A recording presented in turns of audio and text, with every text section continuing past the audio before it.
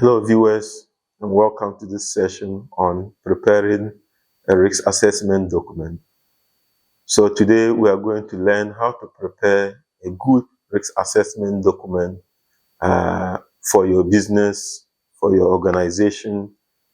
And this is very important to have this document. Even if your business is one-man business, it's still important to maintain this document. Now, risk assessment is a thorough look at the workplace to identify those things, situations, processes that may cause harm. You know, in our previous videos, we've established what harm means. So basically, is to make sure that this is a formal process and this document is maintained and reviewed periodically. There are various steps in conducting risk assessment, and the first step is to identify the hazards. By the way, it is important that this exercise is done in a team. When it is done in a team, it becomes more effective because you can brainstorm and discuss as you progress in the process. So you identify the hazards, and then you assess the risks of those hazards. So once you have a hazard, you look at what could be the possible undesirable outcomes of those hazards. And these are hazardous events, right? What are the chances that the hazard may lead to some sort of hazardous event? We identify them. And then the next thing is to control the risks. So those risks or chances that you've identified, you try to put in some kind of control measures, some kind of actions to address them. Yeah? And then you record your findings. Make sure everything that you are doing is being documented, and periodically you do a review to ensure that the risk assessment document is adequate and sufficient for your business or organization. Now, I have an example here. It is important that in the risk assessment document, the name of the assessor or assessors is identified.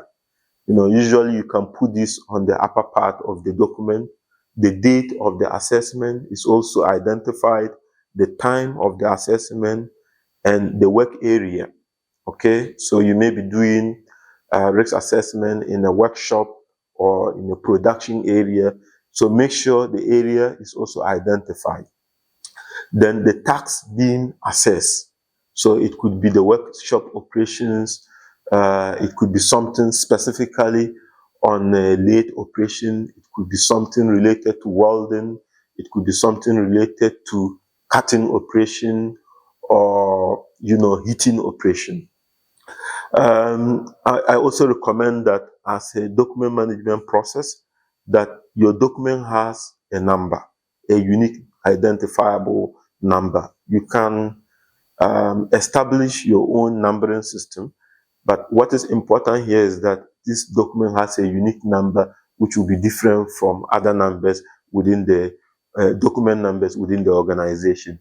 And of course, you also need a version number, so that when you do an update or a review, you are able to differentiate the revised document from the previous document.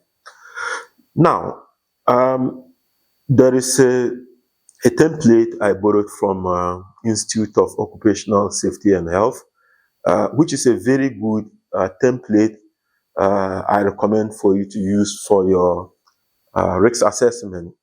And as you can see in the fields, we have the hazards. Okay, so for example, noise from a fabrication workshop, and this noise has been measured at 95 decibel. So decibel is a unit of measurement of noise. So 95 decibel is quite not a good one, because by standard, depending on the reference, this should be between 85 to 90 decibel. Okay, so 95 decibel is a little bit offside, and then that could cause workers to have hearing impairment over time, especially over their work life. So it's a concern, and obviously, because the workshop is predominantly occupied by the workshop workers and other visitors that may come there, the workers may be exposed to, and the visitors may be exposed to these hazard, which is noise. And how might people be harmed? So this is the hazardous event, right? So what kind of hazardous event can result from the hazard? Is the hearing lost. So people may be harmed by having experiencing hearing loss. And this can vary from it being acute to chronic, or temporal to permanent. Okay. Now, existing controls. So in this field, what we look out for is in the workshop, what are the current controls in place? So, for example, in this particular risk assessment, we have restriction of workers in the workshop. So, if you are not required in the workshop, you have to stay away. So, this instruction and control is there. And then also the use of hearing protectors such as ear plugs and ear muffs is also in place. Okay, so these are the current controls. You could also talk about signages showing that the noise area or the workshop area is a noisy area and above the acceptable hearing level or acceptable sound level, which is between 85 to 90 decibel, as I earlier mentioned. Now, the interesting part here is conducting the risk assessment to determine the risk category of the hazard noise. So that is done by using a risk matrix, which is shown now. And in the risk matrix, we must have the likelihood, which is at the top, and the consequence, which is on the side. So in terms of the likelihood, we have 1, 2, up to 3, with a scale of very unlikely, unlikely, fairly unlikely, fairly likely, likely, and very likely. And on the consequence column, we also have insignificant, which means that the impact of the hazard may be insignificant, minor, moderate, major, or a catastrophe. So depending on the assessment, you need to identify what is the likelihood level or score, and then what is the consequence score. So once you do this, you put that together by multiplying them to get the risk score. So in this particular example, we have the likelihood of hearing loss with respect to the existing control being 3, which is fairly likely with the existing controls, but you may still have some hearing loss due to the exposure.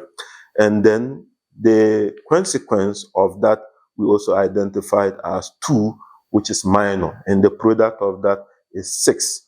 So if you look in the risk matrix, 6 is identified as minor overall, which is the light green category in the matrix. Now, just for you to understand the concept, you could also have additional controls. Now, these additional controls, despite the existing control, is to make sure that the risk level comes down so that workers' exposure to the risk is even less likely to cause significant harm. So we have rotation of workers. So when we talk about rotation of workers, it's all about making sure that workers are not working in the workshop throughout the day. Okay, so you can keep workers in the workshop for 3 hours and then move them to some other activities where there's less noise, maybe for another 3 hours, and to another area for another 2 hours before the end of the day. Now, by doing this and re-evaluating the risks, considering the additional controls and the existing controls, you realize that the likelihood is still 3, but the consequence has reduced to 1. And by so doing, the overall risk rating has also come to 2. Now, if you look, it has come to 3, sorry. Now, if you look at 3, that is also in the light green category, which is good because the risk level of hearing loss have now come down even further. Who is going to be monitoring this action, or who is responsible for this action, is a workshop supervisor. And by when, he has to make sure that, or monitor this action up to 31st October 2025. The closing details, basically, when you do the review and everything is okay, maybe this is working properly. And obviously, once it's working properly, that becomes part of the existing controls, right? And the workshop manager closes that out with the date of the closure, which is 5th November. And that can only be done after the due date of 31st October. I hope this is good knowledge for you.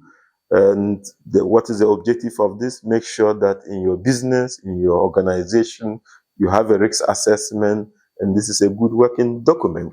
Thank you very much for watching, and I'm glad to answer all your queries. Just put them in the comment section.